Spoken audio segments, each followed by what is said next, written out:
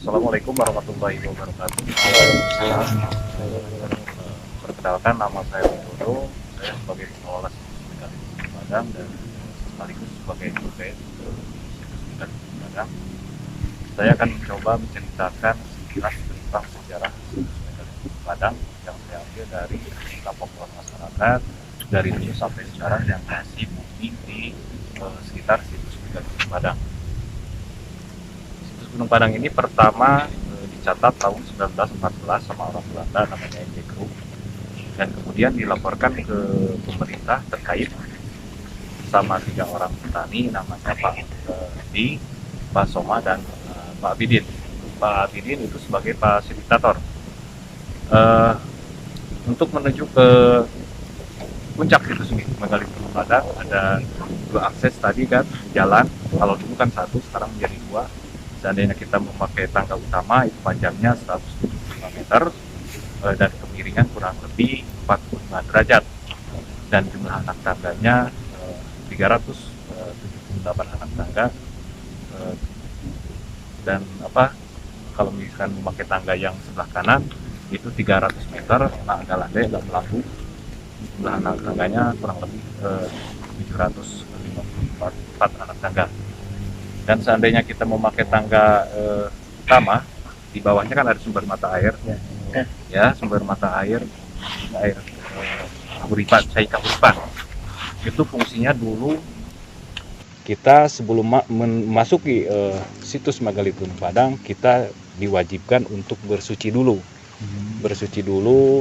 sesuai dengan agama dan keyakinan masing-masing. Karena yang berkunjung ke sini universal, dari berbagai agama dan keyakinan.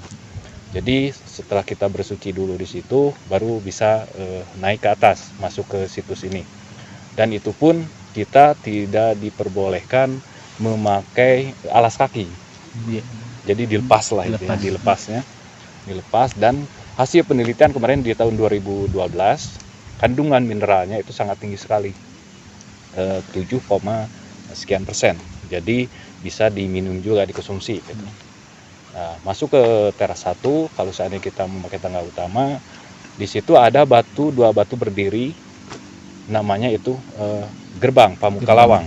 Kalau masyarakat menyebutnya itu Pamukalawang katanya. Teras yang 1 ya? Teras 1 yang ada pohon itu disebutnya pohon kantil. Dan lurus kita berdiri di gerbang teras 1 menghadap ke depan, itu ada gundukan batu kan, ya gundukan batu, dan masyarakat menyebutnya itu Gunung Masigit. Nah, dan itu semua mengandung ada filosofinya. Kenapa ada di teras 1? Kita sebagai manusia intinya kita harus berketuhanan. Nah, makanya disimpulkan dengan batu Gunung Masigit. Dan di samping Gunung Masigit ada yang disebut aula atau ruang musyawarah atau rapat kan, bentuk kotak itu, Pas ada pintunya. Nah itu intinya kita sebagai orang Nusantara, orang Indonesia punya budaya musyawarah. Jadi setiap ini kita harus tidak lepas dengan musyawarah, diselesaikan dengan musyawarah.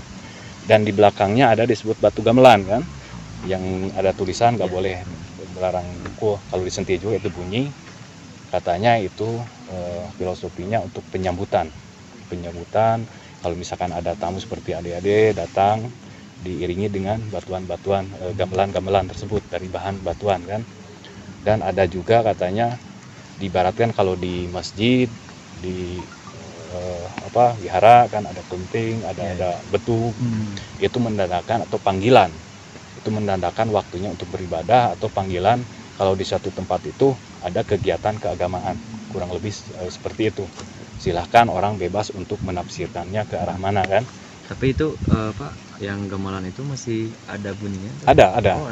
Cuman sekarang tidak boleh dipukul pakai benda padat. Jadi di stick ini juga bunyi, karena sekarang udah masuk cagar budaya nasional, jadi dilindungi juga. Seandainya ada goresan juga sedikit, itu kan udah merusak kan. Jadi petugas di sini juga nanti kena sanksi juga kan. Dan seandainya kalau misalkan ada patah juga, itu kita dendaannya juga sampai 1 miliar, dan kurungan denda 1 miliar dan kurungan 10 bulan kurang lebih seperti itu. Dan di teras 2, menuju ke teras 2, batuan lebih banyak lagi kan, terus agak besar-besar. Ada batu satu yang beda dengan yang lain kan, Iya. agak bulat. Nah, itu masyarakat nyebutnya batu lumbung. Batu lumbung. Lumbung itu katanya melambangkan kesuburan, kesugihan, dan kekayaan. Jadi intinya bisa juga ibaratnya hati kita. Kita harus mempunyai hati yang besar, luas, legowo lah intinya. Jadi istilahnya berilmu. Kalau seandainya kita udah seperti itu, insya Allah kita akan menduduki batuan disebut batu kursi. Semua orang kan yang dicari kedudukan kan, kedudukan. Bisa juga itu batu penobatan. Ibaratnya kita udah diangkat menjadi seorang pegawai. Intinya pasti kita disumpah dulu.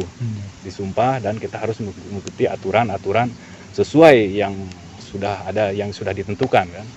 Kurang lebih seperti itu. Bisa juga itu disebut masyarakat menyebutnya batu pandangan. Karena kalau kita duduk di sana, itu orientasinya lurus ke menghadap Gede Pangrango.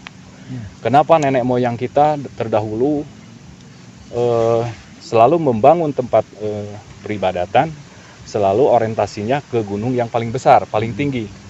Intinya nenek moyang kita bukan berarti penyembah gunung, melainkan itu hanya simbol dan menunjukkan nenek moyang kita itu sudah berketuhanan. Ibaratnya kita sebagai umat muslim, kalau kita ibadah sholat, kiblat kita kan ke Ka'bah, bukan kita berarti menyembah Ka'bah, itu kan hanya ini aja kan.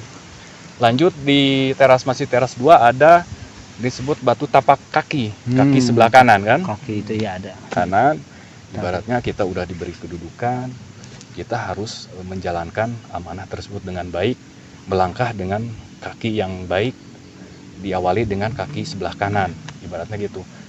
Bisa juga kita melangkah dengan kaki sebelah kiri, tapi kurang gimana rasanya kan. Intinya kita harus melangkah dengan yang benar, dimulai dengan kaki sebelah kanan. Kemudian menuju ke teras 3 ada di situ relief, batu relief menyerupai seperti kujang. Oh iya benar. Ya, kujang di sini bukan berarti senjata seperti sukan golok segala macam untuk gimana lah. Di sini semua hanya simbol. Ibaratnya kita udah berjanji kepada seseorang, kita tidak boleh mengingkarinya. Kita harus menepati janji tersebut gitu. Gak boleh mengingkarinya. Nah, maka disimbolkan dengan kujang. Ibaratnya kita harus kukuh karena janji, kata orang Sunda kan. Kemudian di masih teras 3 di lereng sebelah timur ada disebut batuan tapak maung. Maung di sini bukan berarti hewan, karena di situ ada cekungan 9. Tapi kita harus mempunyai cita-cita menjadi manusia unggul, manusia nomor 1. Berarti kita harus gimana? Berarti harus kita berusaha pintar segala macam. Nah, kemudian di teras 4 terakhir menuju ke teras 5 ada satu batu berdiri. Itu masyarakat menyebutnya batu kanuragaan. Waalaikumsalam warahmatullahi wabarakatuh. Batu kanuragaan. Dulu banyak orang berkumpul di situ, mereka mencoba untuk mengangkat batuan tersebut. Katanya kalau misalkan kita punya nazar, terus mencoba mengangkat batu itu, terangkat batunya, apa yang kita cita-citakan tercapai. Padahal bukan seperti itu. Intinya kalau kita tidak mungkin ada kesuksesan tanpa adanya kerja keras, usaha. Yang perlu kita angkat itu beban kehidupan kita. Bukan berarti kita harus mengangkat batu. Ngapain juga berat-berat kan? Nah, seperti itu. Yang perlu kita angkat tuh beban kehidupan kita. Ya, kalau kita misalkan udah mengikuti aturan yang sudah ditentukan mulai dari cai kahuripan, teras 1, teras 2, teras 3, teras 4, insya Allah, karena terakhir di sini ada disebut singgasana. Semua orang kan yang dicari itu ingin menduduki singgasana, kesuksesan. Tapi jangan lupa, kebanyakan orang kan suka lupa diri. Lupa diri seolah-olah dalam kesuksesan kita itu hasil keringat kita sendiri. Lihat di belakang. Di belakang ini ada 3 stupa. Ada yang disebut Sunan Ibu, Sunan Rama, dan Ambu Paraji Sakti. Diibaratkan dalam kesuksesan kita tuh ada jasa doa kedua orang tua. Dan gak mungkin kita bisa membaca, menulis tanpa ada jasanya guru. Makanya disimbolkan dengan Sunan Ibu, Sunan Rama, dan Ambu Paraji Sakti yang ada di sini. Semua di sini hanya simbol. Intinya yang perlu kita utamakan adalah kedua orang tua. Ibaratnya nggak mungkin kita bisa sebesar ini tanpa ada jasa kedua orang tua kan. Itu yang harus diutamakan. Dan kalau misalkan mungkin banyak orang yang bertanya, dari mana batuan situs megalith Gunung Padang? Kalau peneliti kan berbagai macam-macam kan yang meneliti di sini. Ada yang bilang dari hasil magma bumi yang muncul ke permukaan membentuk kolomerajoin, ada yang dibilang ini batuan meteor. Silahkan bebas orang untuk impikan menafsirannya. Tapi kalau diambil dari cerita folklore masyarakat, di sebelah selatan situs ini ada disebut Kampung Ciukir. Kenapa disebut Kampung Ciukir? Katanya tempat pengukiran batuan ini, dan di sana ada tetelan-tetelannya yang sama jenisnya andesit. Dan kemudian merapat ke situs ini ada disebut situs Empang Padang. Di sana banyak lagi batuan-batuan yang sudah membentuk balok-balokan seperti ini, dan ada undak-undakan. Cuman dulunya sama masyarakat diaruk dengan tanah, dibikin sawah. Dan kemarin dibuka sama anak-anak juga di sana. Ternyata di sana ada undak-undakannya juga hampir sama dengan ini. Di bawahnya tuh banyak batuan-batuan andesit. Dan setelah itu baru dibawa ke sini. Gitu. Oh, jadi diproses. Ya, kalau secara cerita folklore masyarakatnya kan, kalau peneliti kan berbagai ilmuwan kan macam-macam kan. Beda-beda. Dan hasil kemarin di tahun 2012 hasil pemetaan di tahun 2012 luasnya ini situs ini 29,1 hektar dan puncaknya ini 4.000 meter. Berarti kalau untuk puncak di sini berarti ya puncaknya ini ya di sini ini teras 5. Kalau dari bawah, hitungan dari bawah kan, ini teras 5 paling tinggi gitu. Dan hasil dating karbon kemarin kan di sini sempat dibor juga berbagai disiplin ilmu dari arkeologi, geologi, astronomi, bahkan sampai ahli spiritual, namanya budayawan berkumpul di sini. Ternyata usianya ini sangat tua sekali. Di kedalaman 16 meter ada 3 lapisan, 3 generasi yang usianya lapisan pertama 2.500 sebelum Masehi, kedua 4.000, ketiga 7.000 itu di lab di Indonesia. Dan dibawa ke sana ke Miami mencapai 25.000 tahun sebelum Masehi. Makanya kalau peneliti dari luar ini menyebutkan situs tertua ya di dunia, termasuk bahkan bisa juga peradaban awal tuh adanya di Indonesia, termasuk inilah. Karena selama ini kan yang paling tua tuh piramid Giza kan.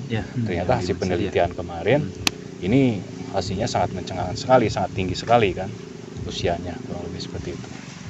Dan kalau kita perhatikan situs ini serba 5 teras, 5 undakan, dan sudut batunya kebanyakan 5. Dan menghadap Gede Pangrango berjejer 5 gunung. Entah apa dengan angka 5, mungkin semua itu ada maknanya kan. Silakan ada bisa menggalinya lebih ini lagi, mengarahkannya ke arah mana. Itu hanya sekedar dari cerita folklore masyarakat yang ada di sekitar ini yang sangat melegenda sekali dari dulu sampai sekarang. Dan masyarakat sekitar dari dulu sampai sekarang, tempat ini dianggap tempat yang disakralkan gitu. Makanya masyarakat di sini sangat antusias istilahnya untuk menjaga, melestarikan. Selain dari petugas dari pemerintahan, kemajakan yang menjaga di sini dari masyarakat. Karena dari pemerintahan kan Sabtu Minggu kan udah libur kan. Jadi kebanyakan dari masyarakat. Termasuk saya hanya dari masyarakat yang ikut kepedulian ke tempat ini untuk menjaga, melestarikan peninggalan nenek moyang kita. Karena nenek moyang kita sangatlah luar biasa. Sudah membangun tempat ini yang sangat luar biasanya tuh, dan udah maju karena dilihat dari cara pola susun batuannya. Dan dari bahan-bahan materialnya bisa dilihat ini kan dari batuan-batuan andesit. Kurang lebih seperti itu. Mungkin ada yang mau ditanyakan silahkan. Kalau seandainya saya bisa jawab, saya akan jawab. Kalau misalkan tidak, saya mohon maaf. Saya penasaran ini Pak, kan ini ada 5 teras ya. Jadi kan teras pertama itu ada untuk aula ya. Ya aula. Jadi kalau misalkan teras kedua, 3, 4 sampai 5 itu fungsinya tuh apa sama atau beda-beda gitu Pak? Ya intinya kan beda-beda yang saya tadi sampaikan kan. Setiap Ini kan di teras 1 ada ini, di teras 2 ada ini. Kita tadi sudah saya sampaikan kan. Udah sampaikan, udah detail, bisa nanti di ini lagi. Ya, setiap itu kan mengandung makna, ada filosofinya. Itu diambil dari cerita masyarakat. Untuk lebih ininya, karena setiap orang juga, karena bukan milik saya sebagai orang sini, ini milik semua. Karena ini tempat berkumpulnya nenek moyang kita terdahulu. Sekarang mah kita paling untuk yang generasi yang muda-muda sekarang untuk menjaga. Intinya gini, nenek moyang kita udah meninggalkan tempat-tempat yang sangat megah sekali buat anak cucunya. Sedangkan kita, buat anak cucu kita apa? Itu yang ada sekarang, yang menciptakan sekarang sampah kan. Sampah seperti plastik segala macam. Sebenarnya plastik itu berapa tahun untuk hancurin. Jadi, tapi nenek moyang kita udah membangun tempat ini. Berbagai dari orang-orang yang berkunjung, bukan hanya Indonesia, bahkan dunia, udah berkunjung ke sini. Hanya ingin melihat karya-karya nenek moyang kita. Di sini ya kita sebagai orang Indonesia, orang pribumi, ya kita harus bangga dengan adanya situs ini. Ternyata nenek moyang kita tuh hebat, luar biasa dibandingkan dengan orang-orang luar. Kurang lebih seperti itu. Oke, terima kasih Pak untuk penjelasannya, sangat bermanfaat sekali buat kita untuk teman-teman kita yang lagi menonton untuk acara ini. Jadi sekali lagi kami di sini mengucapkan terima kasih banyak sama-sama Pak ilmunya. Jadi semoga kedepannya kita bisa kesini lagi Pak. Amin. Bersilaturahmi kembali. Jadi saksikan terus untuk kelanjutan videonya. Terima kasih. Assalamualaikum.